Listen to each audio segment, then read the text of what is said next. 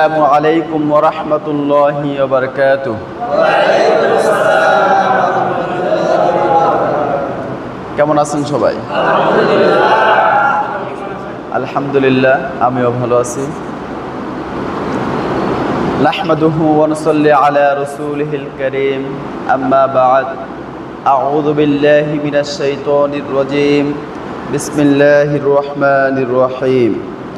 لا يتخذ المؤمنون الكافرين أولياء من دون المؤمنين। যারা ঈমানদার তারা কখনোই কাফের মুশরিকদের সাথে মিলিত হবে না। কি হবে না? কিছু লোক আছে দাবি করে আমি ঈমানদার, কিন্তু সে আবার গিয়ে মিশে মুশরিকদের সাথে মিশে। কার সাথে মিশে? মুশরিকদের সাথে মিশে। আমরা এইখানে এসে বলে যাই, হুজুর আমি কোনো খারাপ লোকের সাথে চলবো না, খারাপ লোকের সাথে চলি না।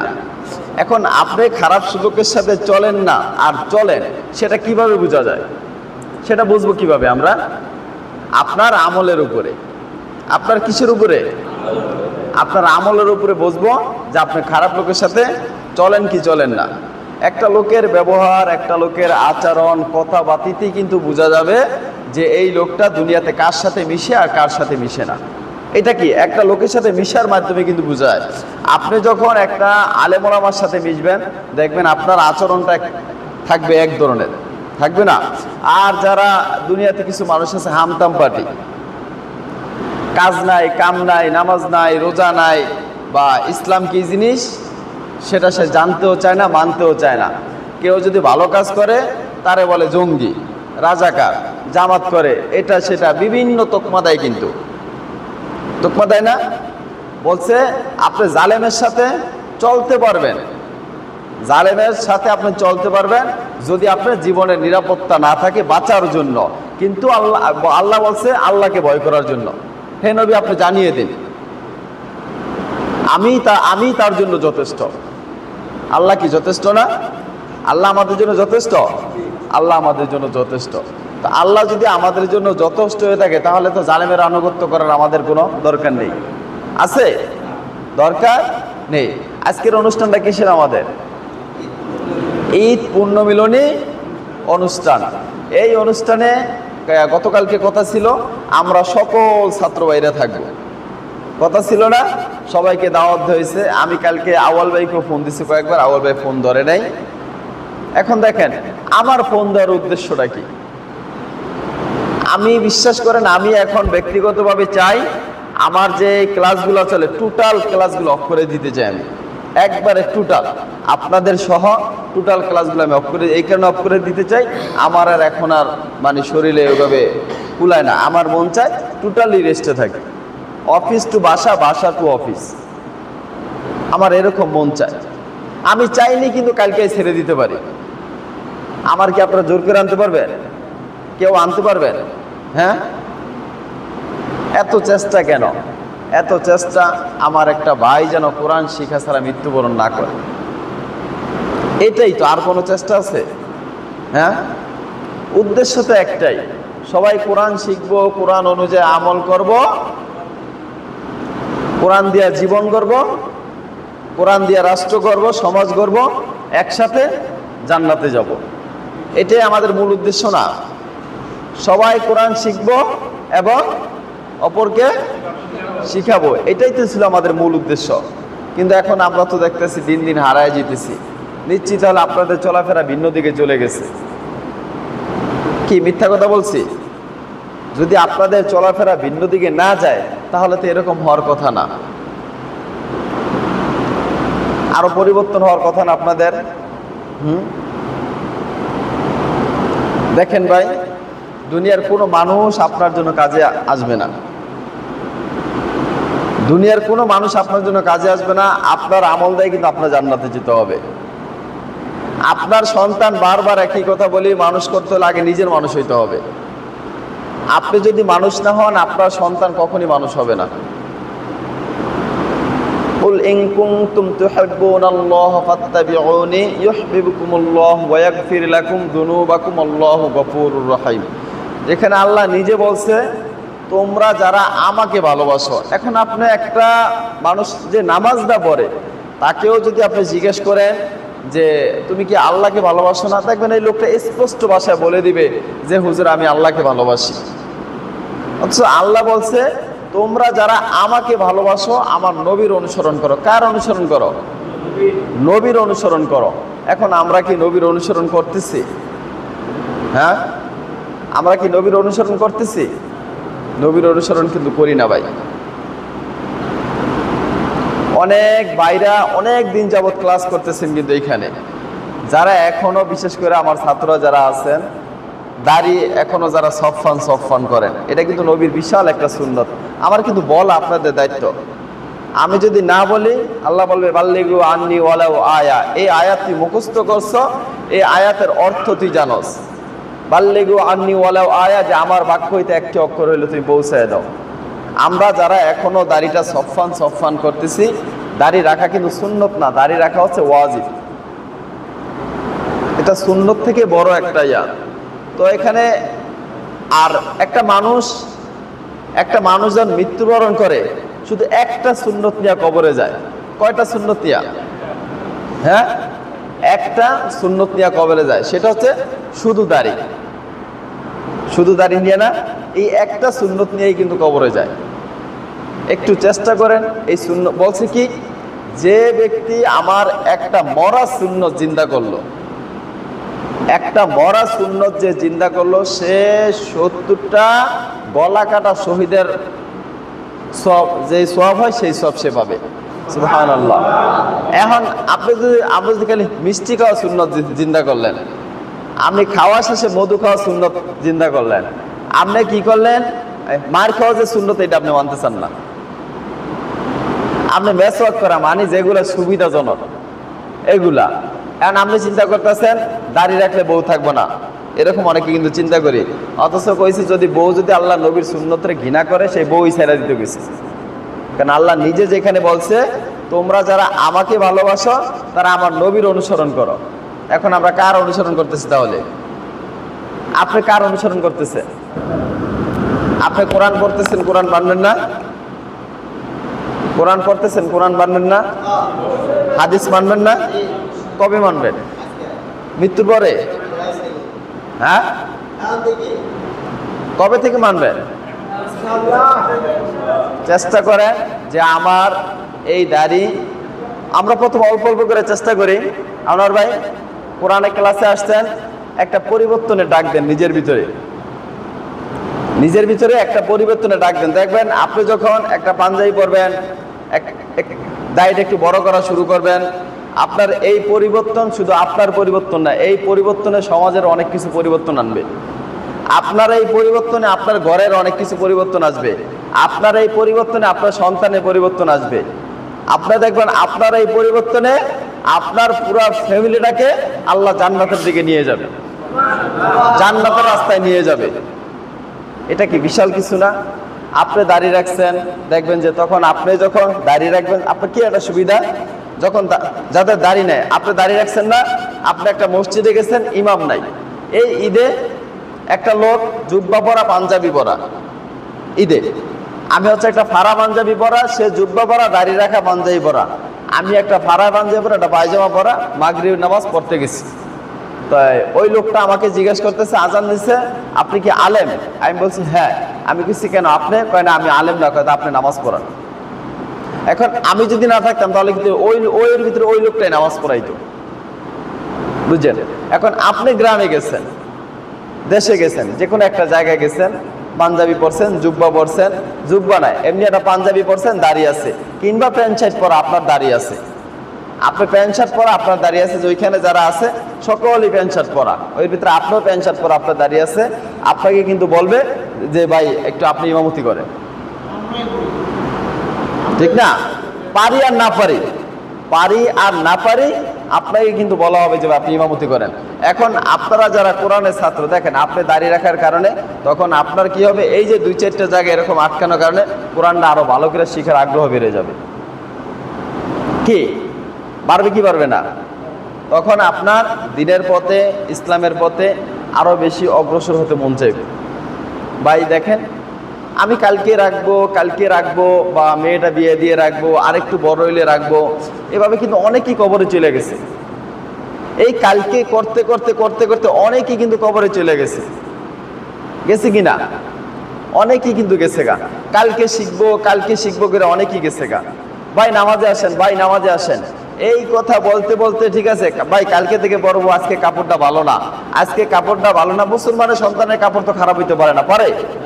কোন মুসলমানের সন্তানের কাপড় কি খারাপ হইতে পারে না। সে যদি স্বীকার করে আমি মুসলমানের সন্তান, কারণ মুসলমান তো পবিত্র থাকবে সবসময়, 24 ঘন্টায় মুসলমান সবসময় পবিত্র থাকার চেষ্টা করবে। এরপর মানুষের ত্রুটি বিচ্ছিন্ন থাকতে পারে, সে তো মানুষ, ঠিক না? মানুষ হিসাবে থাকতে পারে, কিন্তু মুসলমানের সন্তান তো রাস্তায় তার অপবিত্র হয়ে বাইরে না। তাহলে সেই লোকটা কিভাবে বলে আমি কালকে থেকে নামাজ পড়বো? আপনি তারা জিজ্ঞেস করেন ভাত কালকে থেকে খায়েন না, ভাই এই কাজ করতে পারবো না, কিন্তু নামাজ দেখেন, আমরা এই দুনিয়াতে সবচেয়ে ছোট কাজ মনে করি নামাজ রে, সবচেয়ে অবহেলা মনে করি নামাজ রে, যে এটা না করলেই হয়। সিস্টেমটা এরকম না? আবার আমার কিছু বাইরা বা আমরা আছি নামাজ পড়তে রাজি আছি, কোরআন শিখতে রাজি নেই। আমার মানিক ভাইয়ের সাথে আমার কয়েকদিন কথা হয়েছে, হুজুর আসবো। আচ্ছা, এই মানিক ভাই যদি না আসে, কোরআন না শিখে, আমার কোনো লস আছে? আমার এক পয়সা কোনো লস আছে? আমার এক পয়সা লস নাই। কেন মানিক ভাইয়ের বারবার ফোন করে নেই? মানিক ভাইয়ের মুখে জড়তা আছে, আইসে যদি কোরআনটা শিক্ষা শেষ পর্যন্ত সর্বশেষ দোয়া তো করবে। দোয়া করবেন না? অবশ্যই দোয়া করবেন, জানি দোয়া করবেন, এতে কোনো মিস নাই। আপনি যদি কোরআন শিখেন, এখন না করলেও যখন আপনার জ্ঞান আসবে তখন আপনি 100% দোয়া করবেন। উদ্দেশ্য কিন্তু এই একটাই। তাহলে ভাই আপনি একটা উদ্দেশ্য করেন, আপনার মনে মনে একটা উদ্দেশ্য করেন যে আমি কোরআনটা শিখবো, আমি কোরআনটা শিখে আমি অন্যকে শিখাবো, আমি কোরআনটা শিখে আমার ঘরটাকে আমি জান্নাত বানাবো। সম্ভব কিনা?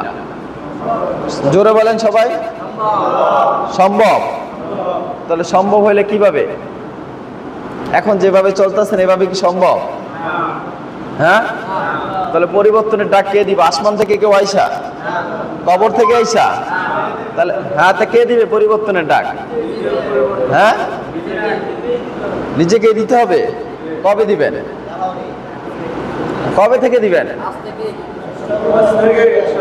হ্যাঁ, আজ থেকেই পরিবর্তনের ডাক দিব নিজেদের ভিতরে। হ্যাঁ, নিজেদের ভিতরে, এই এদিক তাকান, নিজেদের ভিতরে একটা আমরা চিন্তা করি আজকের এই প্রোগ্রাম থেকে নিজের ভিতরে এমন একটা আমল আনবো যে আমল আমাকে পরিবর্তন করতে বাধ্য করবে। একটা চেষ্টা করি না, নবীর একটা সুন্নত, কোরআনের একটা বিধান নিজের ভিতরে লাগাই দিই। এরকম অনেকগুলো আছে না কোরআনের, অনেক 6666 আয়াত, মতান্তরে বেশি কম। এখন অনেকগুলো আয়াত আছে, আমরা চেষ্টা করি যে আমি এমন একটা আয়াত আমার জীবনে কাজে লাগাবো। আমি সবকিছু সম্ভব না আমার দ্বারা, সব আয়াত আমার পক্ষে মানা সম্ভব না, এটা আসলে পারবেও না কেউ এত করা। আমরা ওই পরিমাণ আল্লাহর ওলি হইতে পারি নাই। এখন আমরা তো চেষ্টা তো করতে পারি যে অন্তপক্ষে একটা আয়াত, একটা শব্দ হইল, দুই একটা অক্ষর হইল, আমরা আমাদের নিজেদের ভিতরে কাজে লাগাই যে ওই আয়াত দ্বারা আমি নিজেকে এমন পরিবর্তন করব যে আমাকে দেখে আমার সংসার পরিবর্তন হবে, আমার বন্ধু পরিবর্তন হবে, আমি আমার রাষ্ট্র, আমার গ্রাম পরিবর্তন করার জন্য অগ্রসর হব। আপনার নিজের ভিতরে যতক্ষণ পর্যন্ত এই চিন্তা না আসবে, ততক্ষণ পর্যন্ত আপনার ফ্যামিলি, আপনার সংসার, আপনার ঘর, আপনার সমাজ, আপনার রাষ্ট্র পরিবর্তন করা সম্ভব না। এখন আপনি নিজে পরিবর্তন না হয়ে যদি আপনি সারাদিন চিন্তা করেন আমি আমার ক্লাস পরিবর্তন করব, এখানে বক্তব্য দিলেন যে ভাই আমরা আর কেউ মিস করবো না, এরপর দিন আপনি অ্যাবসেন্ট, আমি আর ক্লাস, আপনারা কেউ আর ক্লাস মিস করবেন না, কালকে থেকে ক্লাসে আসবেন। ডাক্তার বড় বড় বক্তব্য দিল, ওই রসুল ভাই দিল, হ্যাঁ দিল, রোবেল দিল, সবাই দিল যে আমরা এখানে বক্তব্য দিলাম যে আমরা ক্লাস আর মিস করব না, প্রতিদিন ক্লাসে আসব, কিন্তু তারপরের দিন আমি আর নাই। তাহলে এটা কি করলেন আপনি? এটা মুনাফিকি করলেন। কি করলেন? আর ইন্নাল মুনাফিকিনা ফিদ-দারকিল আসফালি মিনান নার, মুনাফিকের জাহান্নাম হবে সর্বনিম্ন স্তরে। মুনাফিকরা কোথায় থাকবে? সর্বনিম্ন স্তরে থাকবে মুনাফিকরা।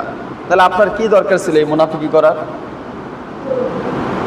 আপনি শুনেন, আমারে কেউ বুঝাইবেন না হুজুর রাত্রে 3টায় ঘুমাইছি, আমি সারা রাত হসপিটাল থেকে সকালে ক্লাস করাইছি আপনাকে। আমার কিন্তু অফিস থাকে, আমারও অফিস থাকে। আমি রাত্রে নর্মালি আমি তো 10:30 পর্যন্ত ক্লাসই করাই। রুবেল তো দেখে আসছে ক্লাস, আমি 10:30 পর্যন্ত ক্লাসই করাই। তো একটা মানুষ যদি 10:30 পর্যন্ত ক্লাস করায়, আমি তো পরে বাসায় যাইতে, আমারও তো বউ বাচ্চা বাসায় থাকে, আমি কি গেলেই ঘুমাইতে পারি? আমার বাচ্চা আমার ডিস্টার্ব করে না, আমার বাচ্চা আমার সাথে কথা বলে না, আপনার বাচ্চাও যেমন করে আমার বাচ্চাও তেমন করে। আমার তো গিয়ে ইয়েতে খাইতে হয়। এরপর আপনার ভাবি যখন চলে যায়, ও তো থাকে না সবসময় এখানে, আসা যাওয়া করে।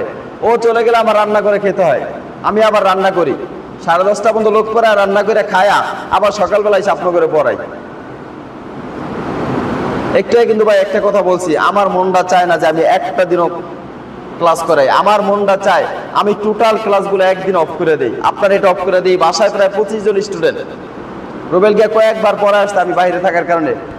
বোরান ভাই গিয়া পড়া আসছে, ওই বোরান ভাই বলে আধা ঘন্টা থাকি, আমি ছুটি দিয়ে দিই, আমার ভালো লাগে না। এরপরের দিন আমি ক্লাসে কয় হুজুর, ওই হুজুর ভালো আসলো, পিডায় নাই, ছুটি দিয়ে দিছে। কারণ আমি তো জানি কি জন্য ছুটি দিয়ে দিছে। এরপর রাস্তার ওই পার আছে আরো ছাত্র, এখন আমার তো কুলায় না, এখন তো চালায় যেতেছে দিনের স্বার্থে। আমারও তো জবাব দিতে ভালো লাগছে, তুই যা শিখছিলি তুই কতটুকু শিখাইতে পারছস। কি করবেন? চেষ্টা করবেন, চেষ্টা করবেন ইনশাল্লাহ। হ্যাঁ, নিজেরাই করবেন না 2-1 জন আনবেন? হ্যাঁ, নিজেরা না, 2-1 জন নতুন ছাত্র বাড়ানোর চেষ্টা করেন, নিজেরা আনবেন। আর মিজান ভাই, কি সম্ভব না ক্লাস করা? দুনিয়ার কোন কাজটা বন্ধ আছে বলেন? একটা কাজের কথা বলেন হুজুর, শুধু এই কাজটা বন্ধ আছে দুনিয়ার? আছে কোনো কাজ বন্ধ আছে? কোনো কাজ যদি বন্ধ না থাকে ভাই, ক্লাসে আবার অ্যাটেন্ড করেন। আপনারা সিনিয়র মানুষ, ক্লাস শুরু করছেন আপনারা, এখন আপনারা যদি এই ক্লাসে না থাকেন, ক্লাসের গুরুত্ব আরো আস্তে আস্তে অনেক বেশি হারায় যাবে। আপনারা আসলে ক্লাস দেখবেন আবার আগের মতো, দেখবেন যে সুন্দর ক্লাস চলতেছে, ক্লাসের ভিতরে অন্যরকম ইমেজ চলে আসবে, সবার ভিতরে একটা ফুরফুরা মন চলে আসবে, সবাই দেখবেন। এখন আপনারা, এখন আল্লাহর কাছে আপনি কি জবাব দিবেন? এই ক্লাস শুরু করলাম আমরা, এই ক্লাস শুরু করেছেন আপনি, এই ক্লাস শহীদুল ভাই, রুবেল, বোরান ভাই, নুরনবী ভাই, এই ডাক্তার, আপনারা কয়েকজন মিলে এই ক্লাসটা শুরু করছিলেন। এই ক্লাসটা আপনারা কয়েকজন মিলে শুরু করে এর মাঝখান থেকে সর্বমোস্ট সিনিয়র ছিলেন আপনি। সবার থেকে পড়ার মানও ভালো ছিল আপনার, সবকিছু ভালো ছিল আপনার। তাহলে আপনার কেন আজকে এই অবস্থা বলেন? হুজুর আমার এটা ছিল, এটা ছিল, এইটা যদি এর ভিতরে আপনি চলে যেতেন দুনিয়া থেকে। শোনেন, প্রতিটা দিন আল্লাহ প্রত্যেকটা মানুষের জন্য সূর্য উদয় করে, সে আমার কাছে ক্ষমা চায় কিনা, আমার কাছে ফিরে আসে কিনা। আল্লাহ রহমত ওই মানুষের উপরে, একটা মুশরিকের উপরে আল্লাহ চায় থাকে ওই মুশরিক আমার কাছে তওবা করে কিনা, একটা কাফের দিকে আল্লাহ চায় থাকে কাফের আমার কাছে তওবা করে কিনা। এই জন্য প্রতিটা মানুষকে আল্লাহ তার পরের দিন আবার ঘুম থেকে উঠায়। মিজান ভাই, চেষ্টা করেন, আমাদের কাম হচ্ছে দাওয়াত দেওয়া। আপনি যদি বলেন যে আমি কালকে থেকে ক্লাস করব, দুনিয়ার কেউ আপনাকে ফিরাতে পারবে না। আপনি আসেন না, আমরা আপনারা আনতে পারছি। আমি বারবার ফোন দিছি না, কখনো ফোন রিসিভ করছেন, কখনো করেন নাই, বিভিন্নভাবে বলছেন হুজুর এই সমস্যা না, কোনো সমস্যাই না। আপনি সপ্তাহে 5 দিন এখানে থাকেন, আপনি 5 দিনই ক্লাসে আসেন। আপনারা সিনিয়ররা নাই, ক্লাসের কিন্তু অনেক ডাউন হয়ে গেছে, ক্লাস একটা মনমরা হয়ে জায়গা। আপনারা থাকলে কি হয়, ক্লাসের মানে কিছু আছে ঝকঝক আর কিছু আছে একটু দুর্বল। তো ঝকঝকের দিকে কিন্তু মানুষ ঝোঁকে বেশি, যেদিকে দেখতে একটু চিকচাক ভাল লাগে ওদিকে কিন্তু মানুষ ঝোঁকে বেশি। তা চেষ্টা করেন ভাই, আমি আর কথা বলবো না, এখন আমাদের সামনে কথা বলবেন আমাদের সকলের মুরব্বী, সম্মানিত বড় ভাই, যার উসিলে আমরা এই কোরআন, আজকে এই কোরআনের আয়োজন, কোরআনের মজলিস চালু হয়েছে। আমরা সকলেই ভাইয়ের জন্য দোয়া করব, আল্লাহ যেন ভাইকে নেক হায়াত দেয়, দিনের যেই কাজ করতেছে আমাদের এই রাহাবার যাতে করে আরও বেশি করে কাজ করতে পারে। আমরা সকলেই ভাইয়ের জন্য দোয়া করবো ইনশাআল্লাহ। এখন ভাইকে তার মূল্যবান সংক্ষিপ্ত গুরুত্ব আলোচনা করার জন্য অনুরোধ করা হলো।